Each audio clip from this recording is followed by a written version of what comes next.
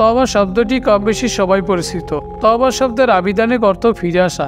ইসলামী শরিয়াতের পরিভাষায় যে সকল কথা ও কাজ মানুষকে আল্লাহর নৈকট্য থেকে দূরে সরিয়ে দেয় তা থেকে ফিরে এসে আল্লাহর সন্তুষ্টি অর্জন করাকে তওবা বলে। তওবা করার জন্য কয়েকটি শর্ত মানতে হয়, যেমন পাপ কাজটি পরিহার করা, আন্তরিকভাবে অনুতপ্ত হওয়া এবং ভবিষ্যতে পাপ না করার ব্যাপারে দৃঢ় সংকল্প গ্রহণ করা। পবিত্র কোরআনে তওবা সম্পর্কে বলা হয়েছে, হে ঈমানদারগণ, তোমরা সকলে আল্লাহর কাছে তওবা করো যাতে তোমরা সফল কাম হতে পারো।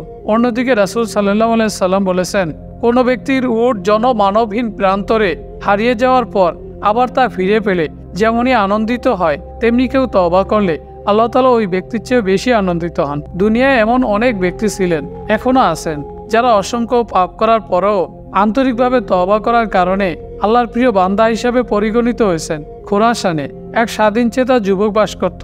সে ছিল পিতামাতার একমাত্র সন্তান। যুবকটির নাম ছিল আব্দুল্লাহ। রাত দিন খেলাধুলা, গান বাজনা আর আনন্দ ফুর্তিতে লিপ্ত থাকত। ধীরে ধীরে কিছু মদপানকৃত বন্ধু বান্ধব জুটে গেল। তাদের সাথে মেলামেশা করতে করতে সেও আস্তে আস্তে মদপান শুরু করলো। যুবক আব্দুল্লাহর এই অবস্থা দেখে তার পিতামাতা দিন রাত অস্থির হয়ে থাকতো। তাদের খাওয়া দাওয়া আর ঘুম নিদ্রা সবই যেন হারাম হয়ে গেল। সারাদিন তারা শুধু আফসোস করতো আর কেঁদে কেঁদে প্রাণ উজাড় করত। ছেলেকে সুপথে আনার জন্য তারা অনেক চেষ্টা করলো, কিন্তু সব চেষ্টাই বৃথা, কারণ মানুষের মন পরিবর্তন করার ক্ষমতা কোনো মানুষের নেই। তা করতে পারেন একমাত্র আল্লাহ। তারপরও যে যাই পরামর্শ দিত পিতামাতা তাই করত আর আল্লাহর কাছে ছেলের জন্য দোয়া করত। এক রাতের ঘটনা, আব্দুল্লাহ তার বন্ধু বান্ধব সব মদের আড্ডায় আনন্দ ফুর্তিতে মেতে উঠেছে। গান বাজনার আসর বেশ জমে উঠেছে। সবাই যখন নেশার ঘোরে মত্ত, তখন আব্দুল্লাহর দূর থেকে নেমে এলো ঘুম। ক্ষণিকের জন্য বালিশে মাথা রাখলো আব্দুল্লাহ। হঠাৎ এক আশ্চর্য স্বপ্ন দেখলো। সে দেখলো একটি বাগান, চোখ জোড়ানো সেই বাগানে একটি গাছের ডালে বসে আছে একটি সুন্দর চড়ুই পাখি। পাখিটি তার সুরালো মিষ্টি আওয়াজে পবিত্র কোরআনের একটি আয়াত পড়ছে, যার অর্থ হলো, এখনই কি সেই সময় আসেনি যখন আল্লাহ পাকের কথা শুনে মুমিন বান্দাদের অন্তর আল্লাহর ভয়ে কেঁপে উঠবে এবং তাতে নম্রতা সৃষ্টি হবে। এই স্বপ্ন দেখে আব্দুল্লাহ চমকে উঠল।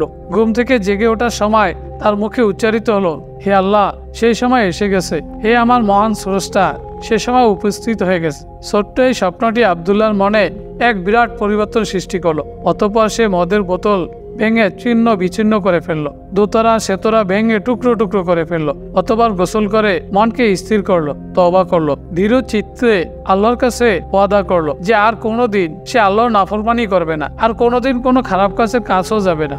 ওই দিনের পর থেকে যুবক আব্দুল্লাহ এমন পবিত্র জীবনযাপন করতে শুরু করলো যে তাকে দেখে মনে হতো তার দ্বারা কখনো কোনোদিন কোনো গুনাহের কাজ সংঘটিত হয়নি। নির্ভেজাল তওবা একই বলে। আপনারা নিশ্চয়ই যুবকটির পরবর্তী জীবন সম্পর্কে জানতে চাচ্ছেন। হ্যাঁ, এই যুবক আব্দুল্লাহ সেই মহান ব্যক্তি। দুনিয়ায় মানুষ যাকে আব্দুল্লাহ ইবনে মোবারক রহমাতুল্লাহ আলাইহি নামে চেনে। নির্ভেজাল তওবা তার জীবনের মোড় পরিবর্তন করে দিয়েছে। খোরাসানি স্কলার হিসেবে পরিচিত এ আলেম হাদিস শাস্ত্রে এত জ্ঞান অর্জন করেছিলেন যে আজও অনেকে তাকে হাদিসের ইমাম হিসাবে শ্রদ্ধা করে থাকে।